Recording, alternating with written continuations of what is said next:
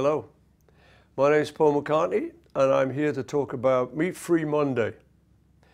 The idea originally occurred to me when I read a report that was prepared by the United Nations, which came out in 2006, called Livestock's Long Shadow. And in the UN report, it stated that the livestock industry is responsible for 18% of the greenhouse gases that we experience, or it may even be more. Now that's a big percentage.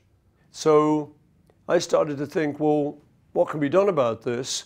So I started off writing letters to people like heads of state and people that I thought would have an influence on younger people and on the populations as a whole.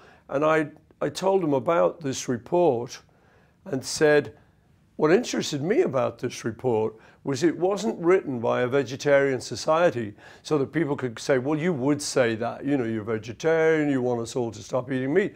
This was written by the United Nations. And when I heard about Meat-Free Monday, which we didn't start, it was already a campaign that was growing in various parts of the world, I thought that's a perfect way, because it doesn't say to people, look, you've all got to go vegetarian. That's maybe too hard for people to do, and it maybe makes people dig their heels in. What this campaign suggests is just for one day a week, you think about not eating meat. It's not like we just have a little bit of meat here. Some countries eat meat for every single meal. It's not doing them any good. So I thought that was a great campaign to get involved with. I found that what people said was, we're looking for a way to help.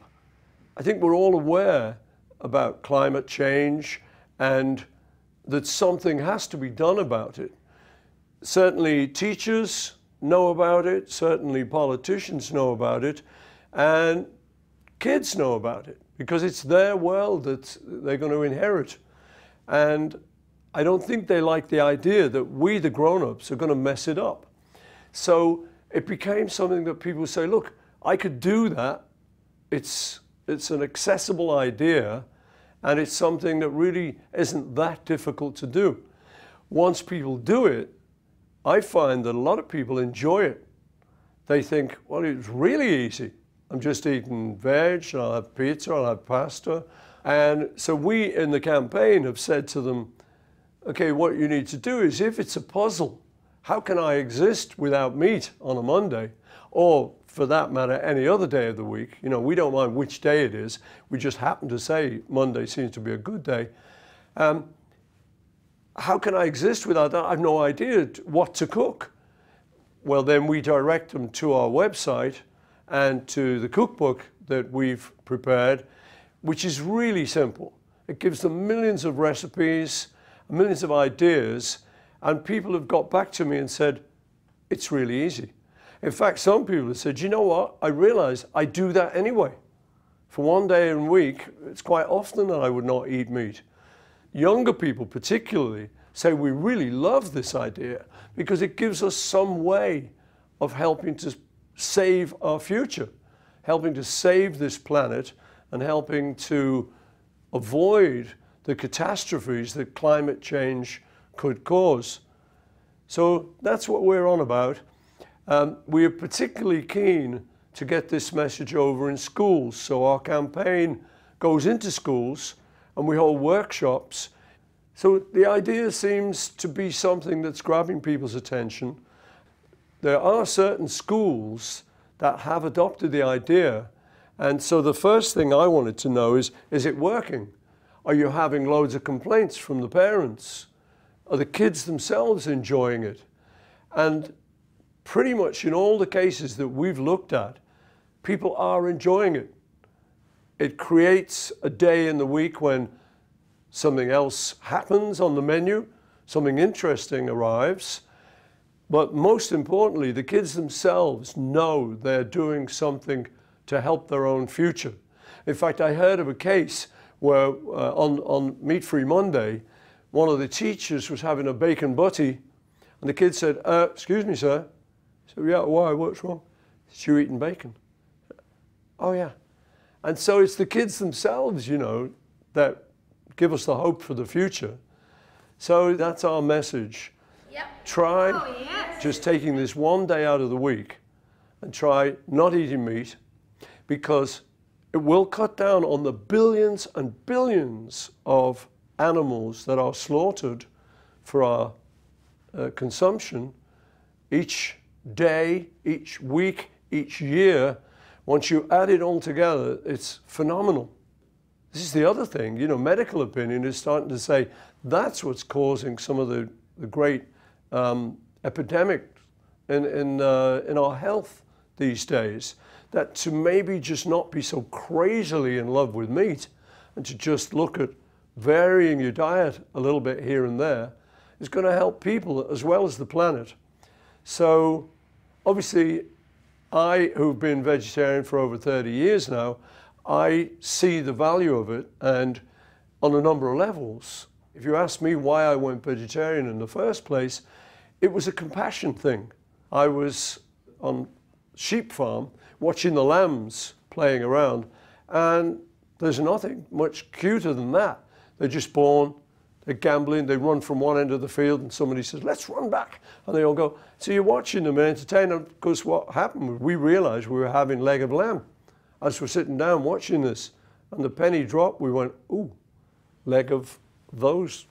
So it was a compassionate thing.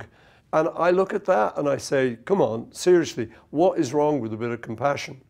I think in a world like ours, where there is so much trouble and so much strife and so many wars, so much violence, I think that the thing that originally turned me on, just this whole idea of let's have a bit of compassion, it's a big feature of most religions, but you know, it goes a little bit by the way these days, and people say, compassion, you know, so what? They're just animals. So anyway, for me, I think that's quite important. But the thing about the UN report was that it gave another angle that I didn't know about. And it said, look, whether you want to save animals or not, that's up to you. Whether you want to eat animals or not, that's up to you. Whether you want to save the planet, and whether you want to save your own future, maybe that's not just up to you. Maybe we have a responsibility to actually do something for our children, for our fellow beings on this planet, and for the future, for the generations that are now being born that will inherit what we leave them. So I think it's a great idea, and I urge people, I urge you to, if you believe what I'm saying, if you're remotely interested, try it. And if you like it, if you think it is a good idea, which I definitely do, and the people that I talk to about this definitely do, then spread the word. Help us spread the word. And if enough people do it, it really will make a considerable difference to the future of this planet. Thank you. Here we go. Hey, everybody, Meat Free Monday. Well, Meat Free Monday. It's a fun day. Yeah, Meat Free Monday is happening around the world. It's Meat Free Monday. Yeah, it's a fun day. And it's happening all around the world. Come on, join us. Join Meat Free Monday. It's a fun day. And it's happening around the world.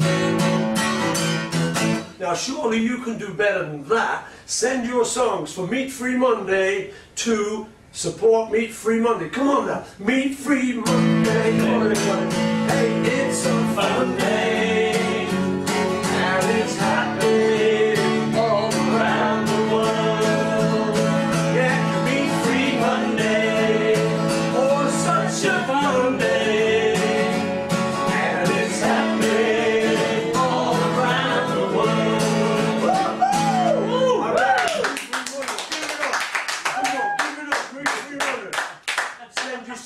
Send your recipes in. Join us. Meat Free Monday is happening all around the world.